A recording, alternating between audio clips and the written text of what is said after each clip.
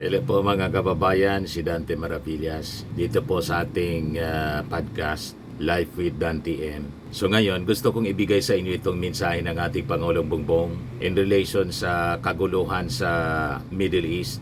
Yan po ang mensahe ng ating Pangulo. Pakinggan natin. Level 3 in Iran and Israel. I have directed all concerned government agencies to take the necessary steps to ensure the safe, timely, and orderly return of our Filipino workers who wish to avail of the voluntary repatriation program.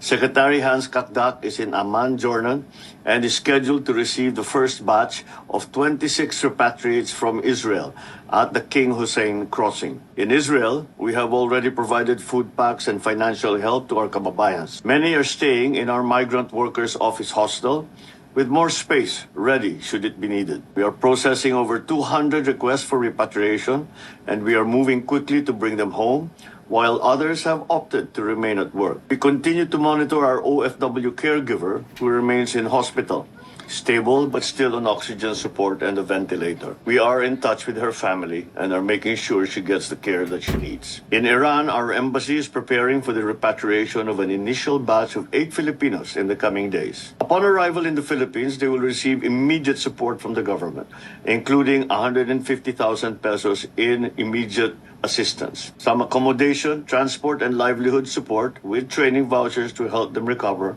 and to start again. And for those who choose to stay home for good, we will be there to help with skills training, job matching, startup capital, and support to begin a small business or find new opportunities. I urge our fellow Filipinos to coordinate with our embassies in Tel Aviv and in Tehran. Please follow their guidance, inform them of your situation, and do not hesitate to ask for assistance. Your government continues to act and is ready to serve to protect your safety and well-being. Nothing is more important than the safety of every Filipino.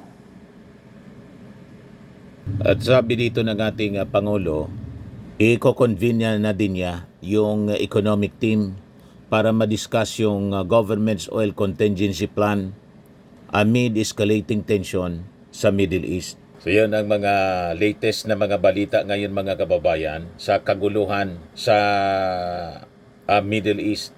Ngayon yung mga preparations ng ating gobyerno, lalo na po doon sa pagsara ng Strait of Hormuz, although may kailangan pa yung final approval sa National Security Council ng Iran, pero kailangan pagandaan natin ito mga kababayan because this could affect the supply ng petroleum products dito po sa ating bansa. Kasi largely ang ating supply mga kababayan nanggagaling sa Saudi Arabia, sa United Arab Emirates, sa Kuwait.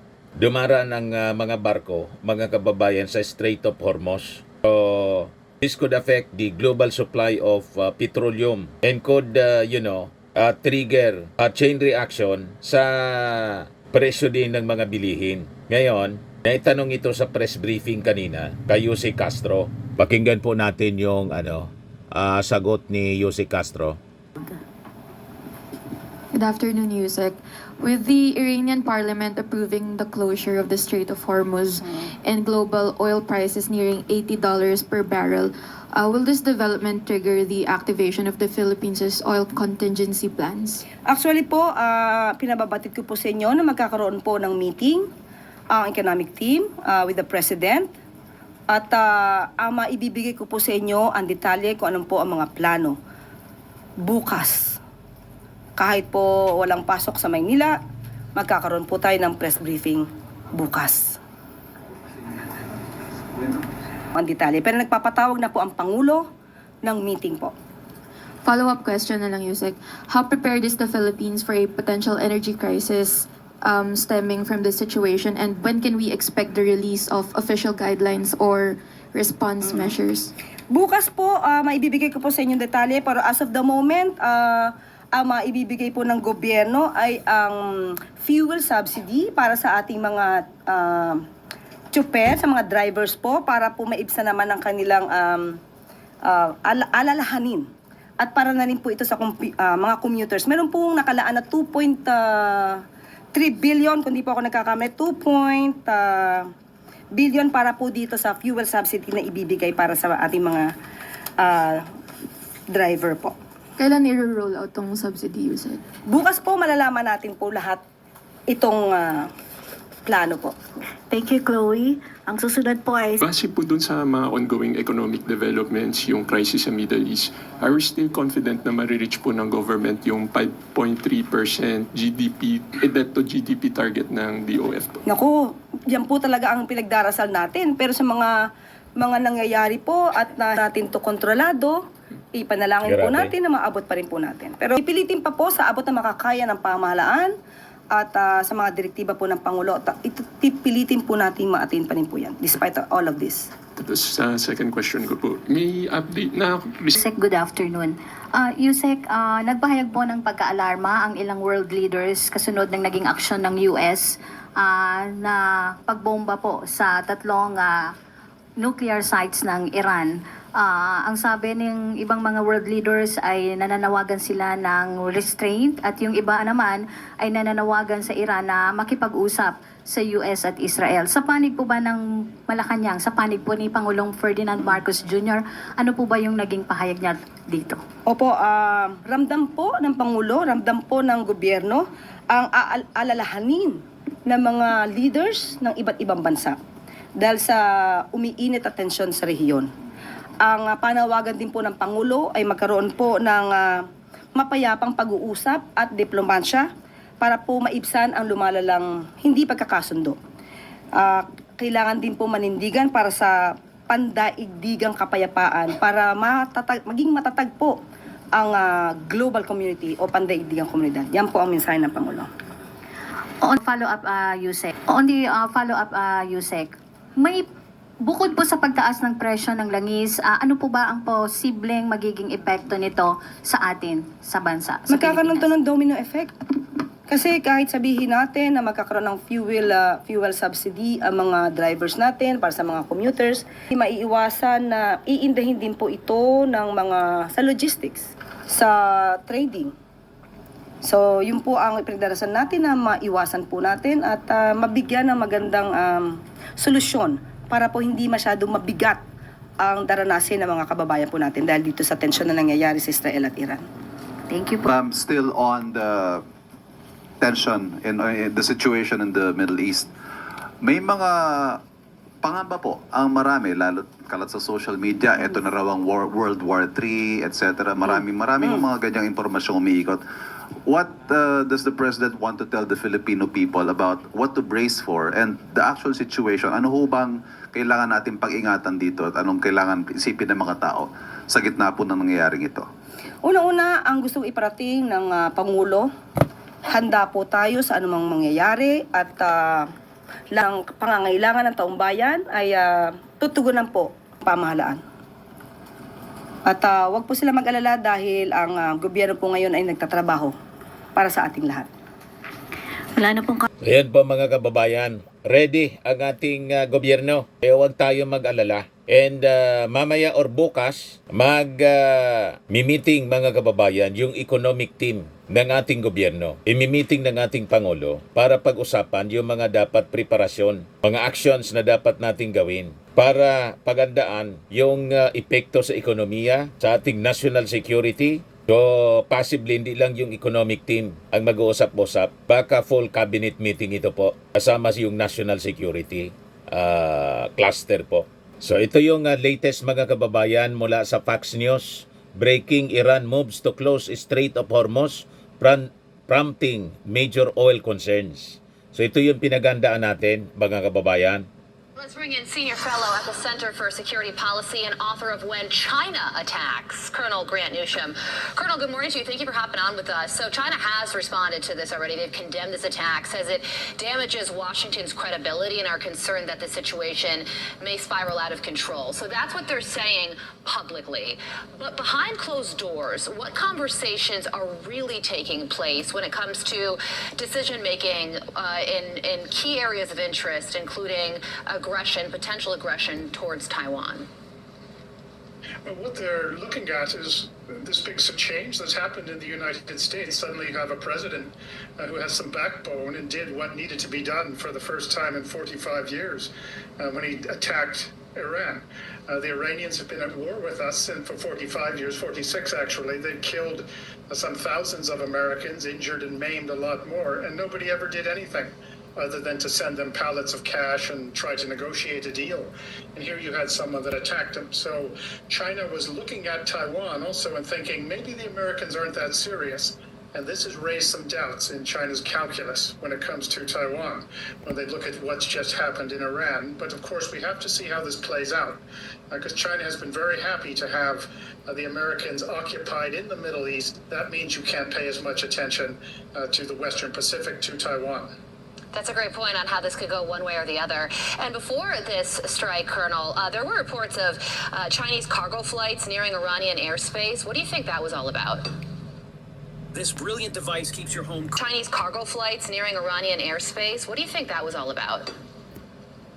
Well, it could be. There's always things that we don't know about that happened. They were certainly flying things into Russia at the start of the Ukraine war, and the administration hushed it all up. So that is a possibility. But the bigger issue is that China has been the main backer of Iran for decades. And that includes providing a lot of money, a lot of weapons that the Iranians have given to Hezbollah, Hamas, the Houthis as well. And now China actually buys 90% of Iran's oil. So that's about 20% of Iran's GDP. And that's the real issue here, is the amount of support that China has given to Iran, and used Iran really as a cat's paw, as a proxy to attack America's friends in the region, to cause chaos. And then to the Chinese perspective, that works to their advantage. Now we have to wonder, are we going to cut off Iran's oil exports and force the Chinese to go buy oil elsewhere? Well, that's a great question, Colonel, because yesterday Iran's parliament did approve a plan to close the Strait of Hormuz, which would block $1 billion of oil shipments per day. This is Iranian retaliation, but like you said, this would impact China far more than it would the United States. So here's Secretary of State Marco Rubio yesterday. Watch this.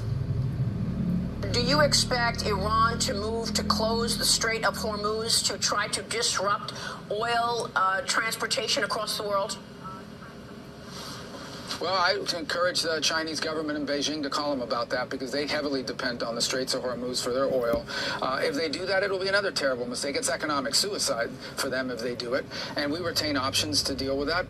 So does China do that? Do they call Iran and say, do not close the Strait of Hormuz? They might, or they might say just let Chinese ships through, like they've done in the Red Sea with the Houthis. That is a possibility. But closing off the Straits of Hormuz is actually harder than you might think. It's been tried before, back in the 80s, and the Iranians couldn't pull it off. But that would require more of a commitment by U.S. forces. And we don't seem to have too many allies who are willing to jump in, but maybe we could shame a few into that. So it's easier said than done, but it is a concern. Whether or not China will actually help us or do us any favors, I doubt that. We should give them a choice, really. Do you want to do business with Iran, or do you want to do business with us? You do that, and China just might act a little differently. Yeah, so yesterday, Vice President J.D. Vance said that China, Russia, and the United States have one thing in common, and it's that neither of these nations want Iran to obtain a nuclear weapon. Is that true? And if so, do you think President Trump will ever get a private thank you from Russia or China? I'm not so sure about that, and I'm not so sure the Russians or the Chinese really mind all that much if the Iranians have nuclear weapons. Look, they've allowed the Pakistanis to have them, the North Koreans to have them. Those have all been developed with Chinese assistance. And the Russians have played a role in this as well in both of those cases. So I don't know that we have that commonality of interest as the administration might think. Colonel Grant Newsham, thank you very much for joining us this morning. So yan ang mga latest development, mga kababayan, sa nangyayaring kaguluhan sa Middle East with Israel and Iran war at yung pagsali ng Amerika sa giyera. O ngayon, sa epekto ng oil price hike, mga kababayan, buti na lang yung mga maliliit na petroleum companies dito, tulad ng Sea Oil, mga kababayan, gagawin nilang staggered yung 5 peso increase sa diesel. So ito po, Sea Oil confirms staggered price hike this week starting June 24. Gasoline will go up by 175 per liter, diesel 260 per liter, and kerosene 240 per liter muna. So, the same increases will apply again on June 26. So, ganun pa rin po para mabuo yung 5 peso increase per liter. Imbis na isahan, mga kababayan, yung kanilang increase staggered basis para hindi naman mabigla yung mga consumers.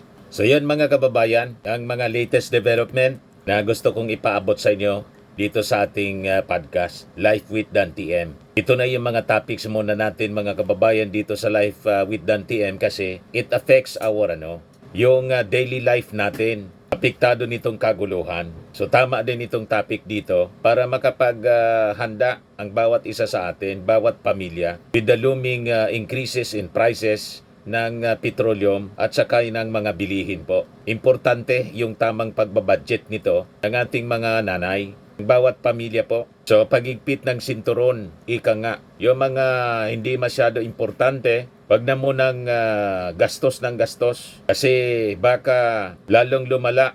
Kasi I think medyo matagal-tagal pa itong conflict. Unless wala na po si Ali Khamenei. Tulad ng nangyari kay Saddam Hussein at saka sa Libyan na leader na si Muammar Gaddafi.